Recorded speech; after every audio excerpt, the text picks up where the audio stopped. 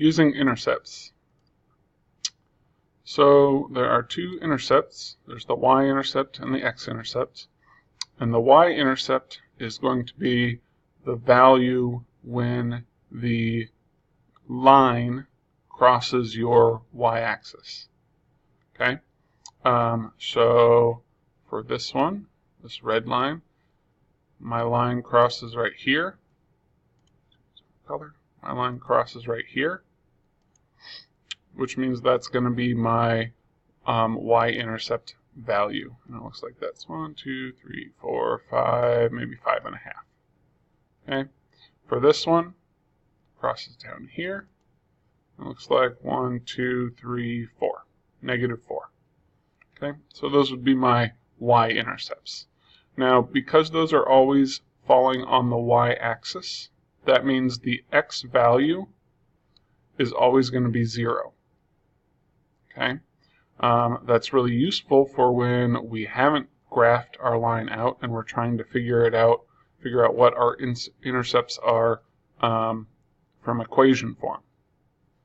Okay, the x-intercept is the same thing except it's on the x-axis. All right, this one looks like it's about there, and this one is about there. So for this green line, it's looking like it's maybe 1 plus a little bit extra. All right, and then the red one, 1, 2, 3, 4, 5, 6. Looks like it lands just about right on 7. Okay, and that again is going to be my x value for those, and all of my x-intercepts, because they fall on the x-axis, are going to have a y value of 0. Okay. Now the reason this is important is when we get our equation in this form, okay, and we're finding our intercepts, we have our equation in this form, it gets pretty easy, all right, or pretty straightforward anyway, to solve for our other variable to find our intercept. Right? So if I'm trying to find my x-intercept, or it looks like my steps has me finding my y-intercept first, so I'll do that. I'm trying to find my y-intercept, okay, 2x. Well, if I make x 0, doesn't matter what I'm multiplying it by, this whole thing is going to be 0. So it's going to be 0 plus 4y equals 10. I divide out my 4, so I can solve for my variable, and y is going to equal 10 over 4 or 2.5. Okay, and I've got my y-intercept. Then I'm going to do the same thing, but set my y value equal to 0.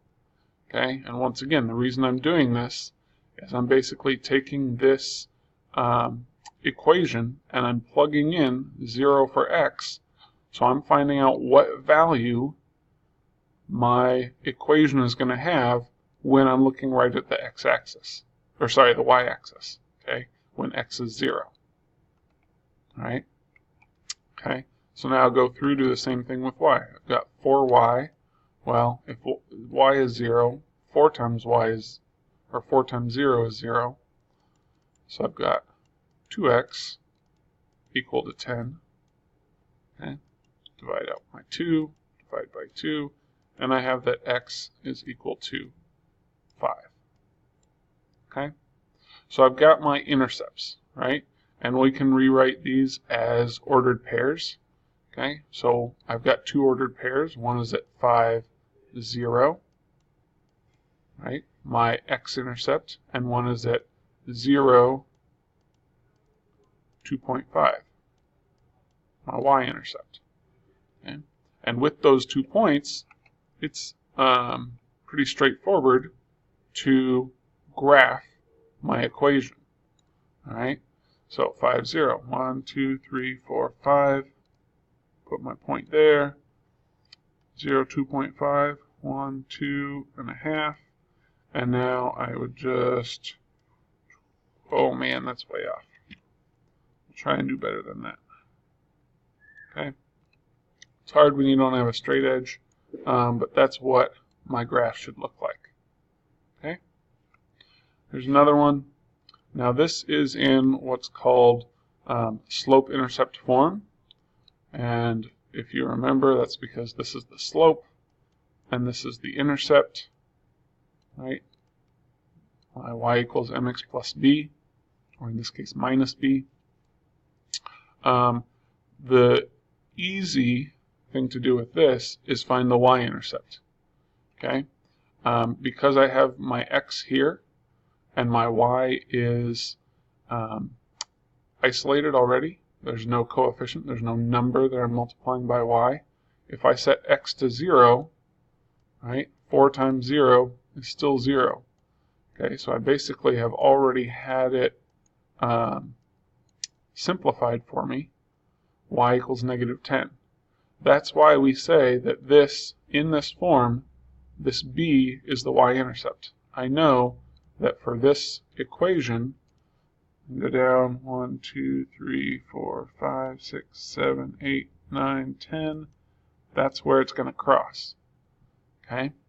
Now to find my x-intercept, I'm going to have to rearrange things a little bit.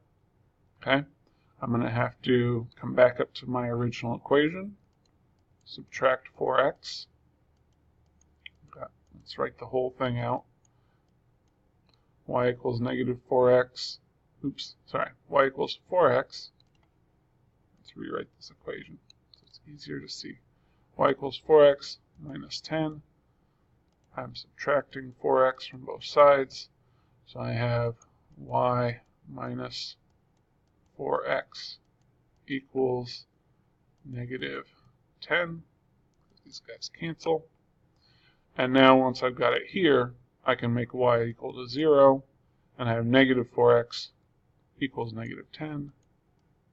Divide by negative 4 for both sides. And I have x equals negative divided by negative, a positive 2.5. Okay, and then I can come up and graph this. This is my x-axis, 1, 2.5, and now something like that. Okay, and now I've got my two graphs that I've made based on the intercepts.